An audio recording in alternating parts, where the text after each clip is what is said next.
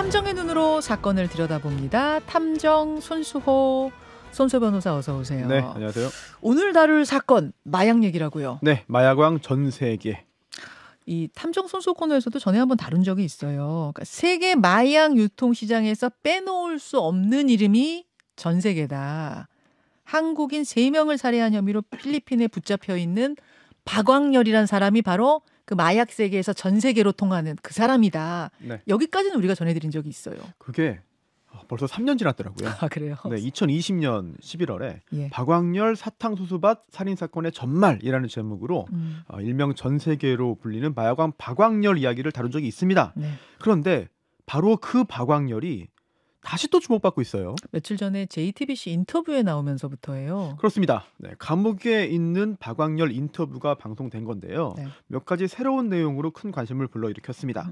3년 전 이 코너에서는요. 살인 그리고 탈옥 위주로 말씀을 드렸고요. 네. 오늘은 마약 유통 관련 내용을 정리하겠습니다. 자, 전 세계는 별명이에요, 여러분. 그러니까 마약 그 세계에서는 본명으로 부르지 않고 그 이름을 부른대. 뭐 가오리면 가오리, 오징어면 오징어 이런 식으로. 근데 이제 이 사람은 전 세계라고 불렸던 건데 이 박광렬 전 세계가 필리핀 감옥에 갇히게 된 이유. 그건 이제 한국인 살해 혐의잖아요. 마약이 네네. 아니라. 거기서부터 한번 설명을 좀 풀어가 볼까요? 네, 사건의 시작은 2016년 벌어진 필리핀 사탕수수밭 살인 사건입니다. 네. 필리핀 수도 마닐라 북쪽의 사탕수수밭에서 40, 50대 남녀 3명이 숨진 채 발견됐어요. 이들은 한국에서 200여 명을 상대로 무려 138억 원 규모의 유사수신 사기 범죄를 벌이고 필리핀으로 도주한 상태였습니다. 예. 거액을 가지고 필리핀으로 도주했는데 네, 숨진 채 발견이 된 거예요. 그렇습니다. 박광렬이 이들에게 한 빌라를 은신처로 제공했거든요. 네. 그리고 이들은 그곳에서 함께 지내면서 박광렬의 카지노 사업에 거액을 투자했습니다.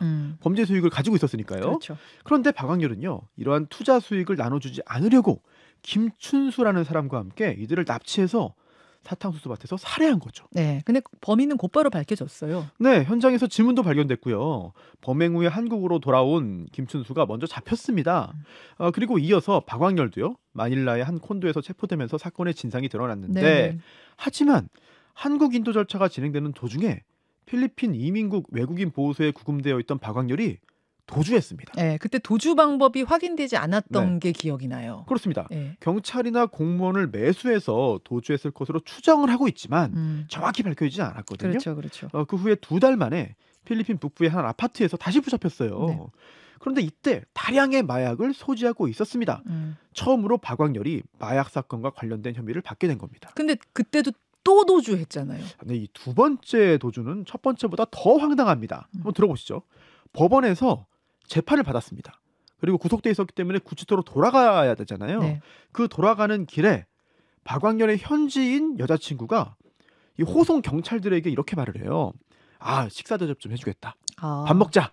그래서 호송 중에 호송을 중단하고 다 같이 밥 먹으러 식당으로 갑니다. 이게 진짜 경찰이 탈주범을 잡아가지고 호송을 하다가 갑자기 밥을 먹으러 가요. 같이. 네, 그렇습니다. 그래서 그 식당에서 밥을 먹던 박광렬이 화장실에 갔고요. 예. 그곳 창문으로 도주한 거죠. 이게 단순히 실수나 어떤 과실이 아니라 부패로 인한 봐주기 아니냐. 그랬을 가능성이 커요. 네, 하지만 현지에서는 뭐 이 일도 그냥 흐지부지 되고 말았습니다. 맞아요. 그리고 그렇게 두 번째 도주를 하고 1년쯤 지나서 박광렬이 다시 네네. 주목을 받게 되죠. 그렇습니다. 이때 마약왕 전 세계라는 이 별명, 이 이름이 등장했는데요. 당시 마약이 우리나라에 빠르게 퍼지고요. 또 예. 특히 텔레그램을 비롯한 그 SNS를 이용한 신종 마약 유통이 사회적 문제로 크게 떠오르기 시작했습니다. 예. 그런데 그때 우리나라에서 붙잡힌 여러 그 마약 판매상들 이들이 어떤 한 조직으로부터 마약을 공급받는 것으로 확인된 거예요. 바로 그 조직의 리더가 전 세계였고 그 전 세계가 바로 박광렬이었던 거죠. 그렇죠. 야, 우리나라에 이렇게 유통되고 있는 마약을 유통하는 총책, 뭐 우두머리. 네. 그러니까 전 세계래. 전 세계 정체가 뭐야? 막 추적을 하다 보니 그게 바로 그 박광렬이었던 거예요. 그렇습니다. 유통량이 뭐 어마어마했다면서요. 그렇죠. 당시 붙잡힌 마약 판매책의 진수를 봐야 되는데요. 마약왕 전 세계가 국내에 유통한 필로폰이 한 달에 무려 60kg이다. 근데 한 달에 60kg 이러면 잘 네. 감이 안 오는데. 돈으로 한번 좀 따져볼까요? 네. 300억 원 이상이다. 한 달에. 한 달에 네네. 300억 원어치를 유통해요. 그래서 이들의 수익을 추정해 보면은 아주 작게 잡아도 한 달에 100억 원 이상 벌었을 것이다. 와. 이쯤 되니까 전 세계는 뭐 단순한 마약계의 거물 정도 수준이 아니라 그 이상인 거고요. 네. 또 이런 말이 있었습니다.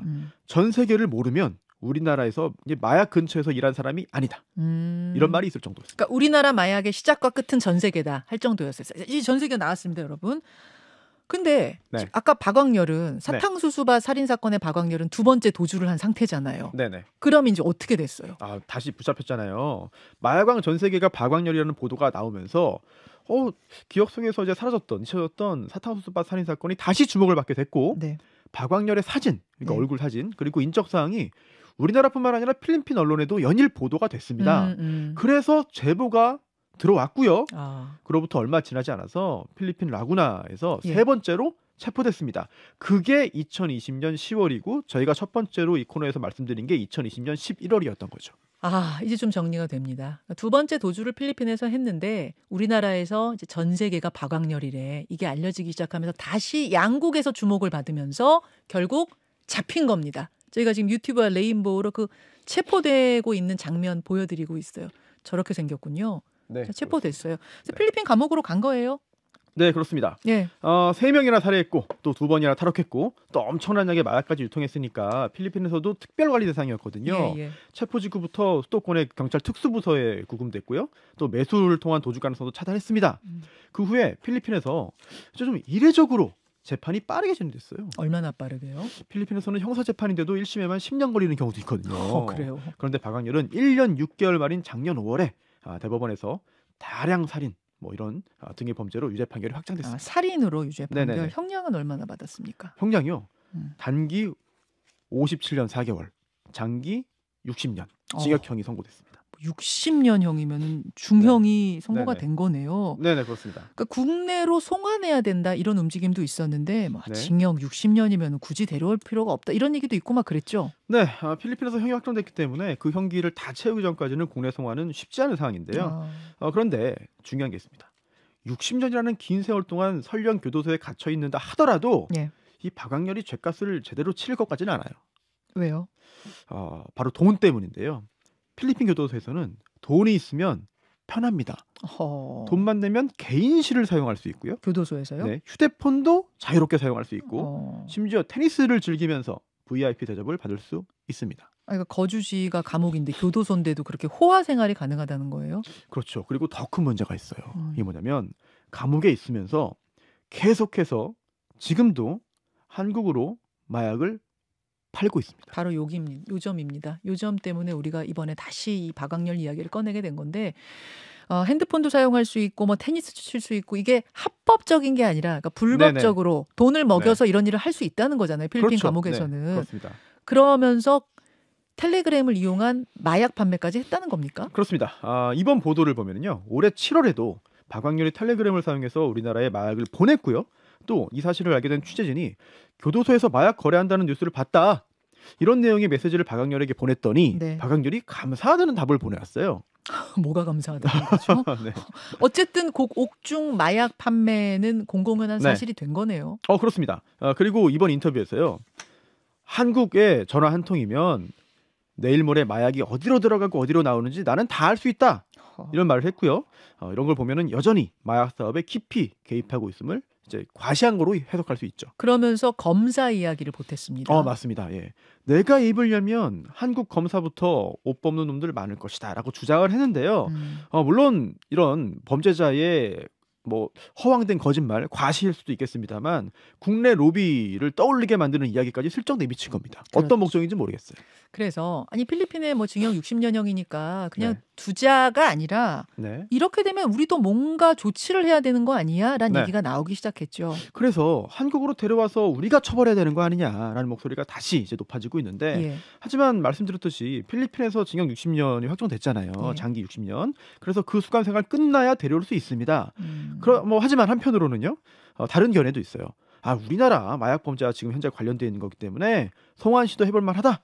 뭐 이런 견해도 있습니다. 그러니까요. 우리나라에서 지금 범죄를 저지르고 있는 새로운 건이 발견된 거니까 저는 뭐 네. 법적으로는 잘 모르겠습니다만 뭔가 시도는 진짜 해볼 수 있을 것 같은데. 법무부가 지금 박광렬 송환을 위해서 최선의 노력을 다하고 있다라는 입장인데요. 뭐 구체적으로 어떤 조치인지는 잘 알려지지 않거든요. 하지만 그 노력의 방법이 구체적으로 알려지지 않는 게 오히려 효과는 있을 수 있기 때문에 현재 조금 더 기다려봐야 될 것 같고요. 아무튼 박광렬이 이번에 다시 주목받게 됐으니까 네. 정부도 더 노력해주면 좋겠어요. 박광렬 입장에서는 국내 언론들이 참 마음에 안 들겠어요. 그러니까 네. 세 번째로 붙잡힌 것도 이제 국내에서 이게 뜨거워지면서고 네. 지금도 또 송환 여론도 이제 국내에서 만들어진 거잖아요. 그렇습니다. 실제로 박광렬의 측근이요. 이번에 인터뷰 진행한 PD에게 여러 차례 전화를 걸어서 통화를 시도했고요. 연락이 닿지 않자 다른 취재원에게 전화를 걸어가지고 내가 그 PD 죽이겠다. 이런 말도 했거든요. 담당 PD 죽이겠다? 네네. 취재진이 경찰에 이 내용 신고하고요. 신변 보호를 받기로 했습니다. 그렇구나. 이렇게 되면 협박죄 하나가 더 늘어나겠는데. 네. 그나저나 3년 전에는 네. 이제 한국인 살해 혐의였는데 지금은 마약왕으로 더 유명해진 그 박광렬 전 세계. 네네. 언제부터 마약 거래를 어떻게 시작한 겁니까? 이 이야기를 오늘 드리고 이제 마무리해야 될 것 같은데 동남아에서 대규모 마약 유통 조직을 운영하는 한국인 마약왕 3명이 있었습니다. 3명이나 더 있습니다. 네, 3명이나 있었습니다. 첫 번째, 사라김이라는 닉네임으로 알려진 동남아 마약왕 김씨. 그리고 탈북 마약왕으로 불리던 최씨. 그리고 세 번째가 전 세계로 알려졌던 박광렬입니다. 그럼 사라김, 탈북 마약왕, 전 세계. 그렇습니다. 이렇게 세 사람. 네. 그런데 이 사라김의 주장에 따르면요. 네. 박광렬이 사탕수수밭 살인 사건 주범으로 체포돼 가지고 필리핀 감옥에 왔을 때 네. 둘이 처음 만났다는 거예요. 감옥에서? 네. 그리고 탈옥한 다음에 그 사라김으로부터 마약을 공급받아서 그때부터 마약 밀매상이 된 거다. 그럼 필리핀 감옥에 들어가서부터 마약 밀매상이 네네. 된 거다? 그렇습니다. 물론 이제 사라김이 자신을 과시하기 위해서 만들어낸 이야기일 수도 있겠습니다만 사라김은 그렇게 얘기를 하고 있는 거고요. 근데 저는 이상한 게 네. 감옥에 들어가서부터 사라김 만나면서부터 감옥에서 네. 유통을 시작했는데 어떻게 마약 왕까지 돼요, 박광렬이? 이게 시기도 중요했어요. 왜냐하면 코로나 팬데믹 동안에 마약 가격이 급등했잖아요. 예. 이제 그 수혜를 본 거고요. 또 박광렬이 SNS를 통한 새로운 유통에 적극적으로 나서면서 빠르게 조직을 키울 수 있었습니다. 와. 그러면 다른 마약왕들도 지금도 활동 중입니까? 뭐 사라감, 탈북왕 뭐. 네네. 일단 탈북 마약왕 최 씨는요. 예. 해외에서 검거돼가지고 국내로 송환된 상태이고요. 그리고 동남아 마약왕 사라김도 올해 7월에 베트남에서 잡혀서 국내에 송환됐습니다. 다행이죠. 이제 전 세계 박광렬만 데리고 오면 3대 마약왕을 다 한국에서 처벌할 수 있게 되는 거거든요. 그리고 그렇게 해야 현재 남아있는 국내 조직까지 완전하게 와해시킬 수 있을 것으로 보입니다. 지금 뭐 마약 문제가 정말 심각한데 네. 필리핀의 마약왕을 그대로 두고 그 사람이 온라인을 통해서 유통까지 하게 그냥 둔다면 이거는 뭐 말이 안 되는 것 같습니다. 그렇습니다. 박광렬은 좀 위험해요. 왜냐하면 이런 생각도 하고 있습니다. 어떤 생각이요? 이런 말 했어요. 실제로. 마약 하는 사람이 잘못이지. 필요로 하는 사람한테 공급해준 게 도대체 왜 이게 죄가 되는 거냐. 그러면서 이런 비유까지 들었어요. 뭐라고요? 아니 휴대폰 너무 많이 써가지고 휴대폰 중독되면 휴대폰 만들어 파는 삼성해작이 처벌받냐. 이런 궤변까지 늘어놓고 있습니다. 휴대폰하고 마약하고 똑같습니까? 죄책감이 전혀 없는 거예요. 아이고. 그뿐만 아니라 내가 마약을 팔았다는 증거도 없고 판매된 마약 내가 공급했다는 증거도 없다. 이런 주장을 늘어놓고 있거든요. 증거 없다. 네, 박광렬 대단히 위험합니다. 필리핀 감옥에 있으면서 한국을 지금 망치고 있거든요. 네. 국내 송환 성사시키기 위해서 외교적 노력해야 되고요. 수사기관 철저한 수사, 증거가 꼭 필요합니다. 반드시 데려와야 할 것 같습니다. 박광렬 이야기 탐정손수호 고맙습니다. 네. 김현정의 뉴스쇼는 시청자 여러분의 참여를 기다립니다. 구독과 좋아요, 댓글 잊지 않으셨죠?